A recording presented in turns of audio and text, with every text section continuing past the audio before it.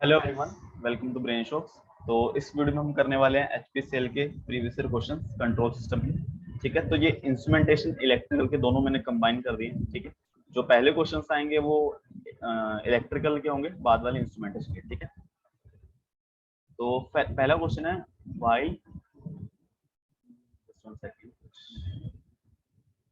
while incorporating lead compensation network the gain factor of amplifier is। देखो क्या होता है जब लीड कंपनसेटर नेटवर्क होता है, देखो क्या होएगा, R1 C1 ऐसे होता है। ठीक है, ये R1 हो गया, ये C1, ये हो गया R2, यहाँ पे होता है V इनपुट S, ठीक है, लैप्लास में। तो जो V आउटपुट, इसका जो ट्रांसफॉर्मेशन होता है वो किसके इक्वल आता है, वो आता है अल्फा 1 प्लस टाउ S। ठीक है, 1 प्लस अल्फा टाउ S। ठीक है, तो इसमें जो अल्फा होता है वो होता है R2 divided by R1 plus R2। ठीक है, और जो टाइम कांस्टेंट टाउ या टी लिख देते हैं वो आता है R1 C1। ठीक है, ये इसका अपना ट्रांसफॉर्मेशन होता है। अब क्या होता है, देखो अल्फा जो है वो लेस देन 1 है, तो अगर मैं लीड कंपनसेटर नेटवर्क लगाऊंगा किसी इसके जो भी प्लांट किसी के साथ भी, तो इसका अगर मैं डीसी गेन देखूं S इज इक्वल टू 0 पे, तो अल्फा आ रहा है, मतलब ये अटेन्यूएट कर जाएगा, है ना। मैग्नीट्यूड जो है इसका लेस देन 1 है, तो इसके लिए मुझे आगे एक क्या करना पड़ेगा, एक एम्पलीफायर लगाना पड़ेगा, है ना, तो जिसका गेन हो 1 बाय अल्फा, ताकि अल्फा अल्फा कैंसिल हो जाए, इसका ओवरऑल गेन 1 आ जाए, मतलब मैग्नीट्यूड। ठीक है, S इज इक्वल टू 0 पे, तो इस वजह से ये आता है। ठीक है, ये लीड कंपनसेटर अटेन्यूएट कर देगा और उसके लिए हम अल्फा एम्पलीफायर लगाएंगे जिसका गेन होना चाहिए 1 बाय अल्फा। ठीक है,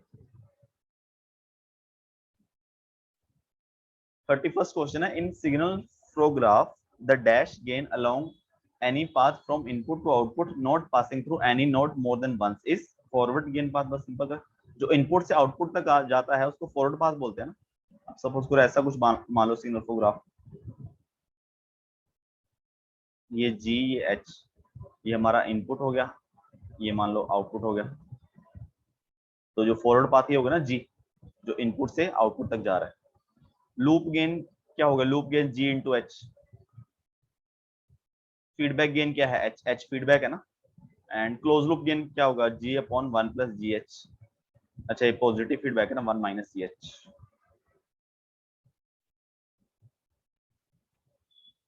ठीक है,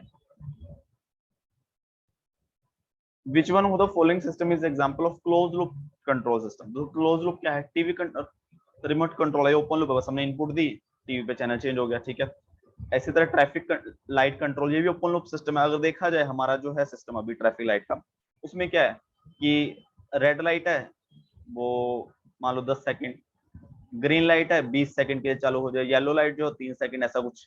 तो ये ओपन लूप सिस्टम है। अगर ट्रैफिक लाइट भी क्लोज लूप हो सकता है कि अगर हम सेंसर वगैरह लगा दें, कि हम कि सेंसर लगा दें कि देखें कितनी भीड़ है, किस साइड ज्यादा भीड़ है उस साइड ज्यादा ग्रीन कर दिया, जिस साइड कम भीड़ है उस साइड कम टाइम ग्रीन कर दिया, वो बन सकता है। बट नॉर्मली जो हमारा ट्रैफिक कंट्रोल सिस्टम है वो ओपन लूप ही है, वो उसका टाइम फिक्स है हर किसी जगह पे। ठीक है, और वोल्टेज स्टेबलाइजर ये क्लोज लूप हो गया ना, क्योंकि ये वोल्टेज देखता है, जैसे जब अपना एसी के साथ भी वोल्टेज स्टेबलाइजर लगा होता है, फ्रिज के साथ लगा होता है कई बार, अब तो फ्रिज के अंदर ही आने लग गया, पहले जो पुराने फ्रिज थे उसके अलग से लगाना पड़ता था। तो ये वोल्टेज को स्टेबल रखता है कि अगर वोल्टेज कम ज्यादा आएगी तो वो फीडबैक देके इनपुट को उस हिसाब से मॉडिफाई कर देगा कि वोल्टेज कांस्टेंट रहे, स्टेबल रहे। ठीक है, तो ये क्लोज लूप हो गया। ब्रेड टोस्टर ये भी ओपन लूप ही हो गया। For the second order system having transfer function find the damping factor. अब देखो इसमें कैरेक्टरिस्टिक इक्वेशन क्या है, S square plus 8s plus 25, और जो हमारी स्टैंडर्ड इक्वेशन होती है वो होती है S square 2 zeta omega N S plus omega N square. तो यहाँ से ओमेगा एन स्क्वायर जो आ जाएगा वो आएगा 25, तो ओमेगा एन जो है वो आ गया 5, और वहीं पे 2 जीटा ओमेगा एन, ये किसके इक्वल आ गया, यहाँ से 8 के इक्वल। तो जीटा इक्वल आ गया 8 divided by 2 into omega N यानी कि 5, तो 0.8, ऑप्शन 4। 73rd क्वेश्चन है, the breakaway points of root locus of polynomial equation can occur. तो रूट लोकस का जो ब्रेकअवे पॉइंट है वो कहीं भी हो सकता है, anywhere in the complex plane. ठीक है, ब्रेकअवे पॉइंट क्या होता है कि जहां से एक पॉइंट होता है जहां पे दो पोल, रूट लोकस आता है दो पोल्स या दो जीरो से, जैसे यहाँ पे एक पोल होता है, यहाँ पे पोल है, ठीक है, ऐसा रूट लोकस है, एक एक पोल है। तो ये वाला पार्ट रूट लोकस का पार्ट होता है। इसमें इसमें क्या होता है, इसको 90 इनफाइनाइट पे जाना होता है 90 डिग्री पे, तो किसी पॉइंट पे जाके ये ऐसा बाहर निकल जाएगा। तो ये होता है ब्रेक अवे पॉइंट। तो ये देखो रियल एक्सिस पे है। अब ये कॉम्प्लेक्स प्लेन में भी हो सकता है। कई बार आपने क्वेश्चन देखा होगा कि ऐसा बना होता है, यहाँ पे ऐसे ऐसे ऐसे। तो उसमें क्या होता है, ये हो गया, यहाँ एक तो यहाँ से निकलता है, ये ब्रेक अवे पॉइंट बन जाता है। एक ये पोल यहाँ से आता है ऐसे, तो यहाँ पे कॉम्प्लेक्स प्लेन में बनता है ब्रेक अवे पॉइंट, यहाँ पे ऐसे बनते हैं।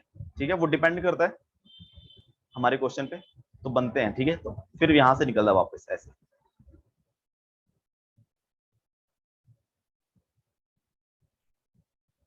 ठीक है, तो इसका मतलब कहीं भी एग्जिस्ट कर सकते हैं, ओनली रियल एक्सिस पे एग्जिस्ट करना ये गलत है। ठीक है, the critical point mapped on the Nichols chart. तो देखो निकोलस चार्ट क्या होता है, निकोलस चार्ट में हम जैसे ओपन लूप ट्रांसफॉर्मेशन है जी जे ओमेगा, इसका हम गेन डीबी में यानी कि 20 log of G J omega versus, और इसका फेस इसका प्लॉट करते हैं। ठीक है, जैसे बॉर्डर प्लॉट हम गेन का विद रिस्पेक्ट ऑफ फ्रीक्वेंसी और फेस का विद रिस्पेक्ट ऑफ फ्रीक्वेंसी अलग अलग करते हैं। यहाँ पे हम गेन और जो फेस है साथ में, तो जैसे मान लो ये लाइन बन गई, तो कोई वैल्यू होगी ओमेगा की वैल्यू यहाँ पे होगी, ओमेगा की वैल्यू बढ़ रही है या कम हो रही है, जो भी है, किसी पर्टिकुलर ओमेगा की वैल्यू के लिए ये इतना है, ये इतना है, फिर आगे इस हिसाब से बोलते हैं निकोलस चार्ट। और ये पॉइंट जो है वो किसको मैप करेगा, ये पॉइंट हमें पता है। अगर मैं बताऊं यहाँ पे मैग्नीट्यूड कितना है, मैग्नीट्यूड जो होता है वो होता है 1, और एंगल कितना होता है -180। ठीक है, तो मैग्नीट्यूड 1 है, डीबी में कितना आ जाएगा 0, फेज जो है -180। ठीक है, compute the damping factor of unity feedback system with open loop. तो ये जीएस दिया हुआ ना हमें, तो यहाँ पे कैरेक्टरिस्टिक इक्वेशन क्या बनेगी मेरी, 1 plus G S H is equal to 0, 1 plus 1 divided by S into S plus 3 equal to 0। तो S square plus 3s plus 1 equal to 0। और मेरी standard second order characteristic equation क्या होती है, 2 zeta omega N S plus omega N square is equal to 0। Damping factor पूछा ना, यहाँ से ओमेगा एन कितना आ जाएगा, 1 आ जाएगा, ओमेगा एन स्क्वायर 1 है तो 1 नहीं आ जाएगा। 2 जीटा ओमेगा एन कितना आ जाएगा 3, है ना, और ओमेगा एन तो 1 ही है, तो जीटा आ जाएगा 3/2 यानी कि 1.5। ठीक है,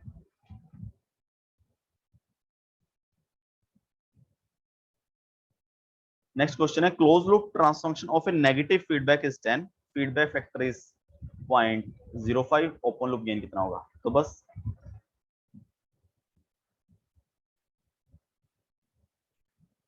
ओपन लूप गेन हमें पता नहीं है, ये कितना है 0.05। ठीक है, नेगेटिव फीडबैक है, तो क्लोज लूप गेन किसके इक्वल होता है, जी डिवाइडेड बाय जो कि हमें दिया हुआ है 10, G divided by G H. ठीक है, और ये आ जाएगा 10 plus 10 G H is equal to G, 10 plus ये कितना है 0.05 ना, तो 0.5 G is equal to G, तो 10 इज इक्वल टू 0.5 जी।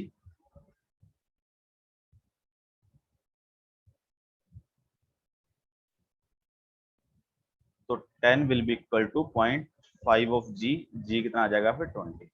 ठीक है,